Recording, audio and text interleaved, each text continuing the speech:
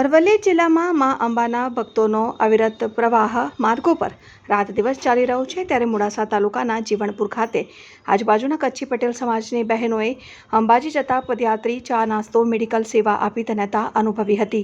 પોતે ચાલીને અંબાજી જઈ શકતા નથી, પરંતુ ચાલીને જતા માઈ ભક્તોની સેવાનો લાવો લે છે। જ્યારે સિદ્ધાર્થ ફાઉન્ડેશન ટીમ બોલુન્દ્રા ગામના યુવાનોએ પદયાત્રીઓ માટે ચા, પાણી, નાસ્તો અને નાહવા ગરમ પાણીની સુવિધા 24 કલાક ઉપલબ્ધ કરાવવામાં આવી છે। પ્રથમ વર્ષે વિસામો ખુલ્લો મુકાયો છે, ત્યારે બોલુન્દ્રા ગામના યુવાનો રાત દિવસ પદયાત્રી સેવામાં હાજર રહે છે। બાબુસિંહ ચૌહાણ, અરવલ્લી। જય અંબે। અમે અહીંયા આજુબાજુના કંપાઓમાંથી આવીએ છીએ અને અમે અંબાજી નથી જઈ શકતા, તો અમે અહીંયા એટલો માહોલ માણીએ છીએ કે જાણે ખરેખર અમે અંબાજી ગયા છીએ।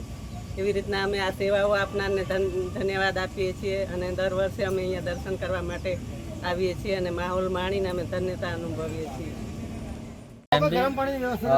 સિદ્ધાર્થ ફાઉન્ડેશન બોલુન્દ્રા દ્વારા પદયાત્રી માટે વિસામાનું આયોજન કર્યું છે, જેમાં ચા, પાણી, નાસ્તો અને વિસ્તૃત જે પોતે આ જે અમારી ટીમ છે એ પોતે અંબાજી ચાલીને જતી હતી 20 વર્ષથી, તો એમને જોયું કે મહત્ત્વની વસ્તુ શું છે, ગરમ પાણી ક્યાંય આગળ મળતું નથી।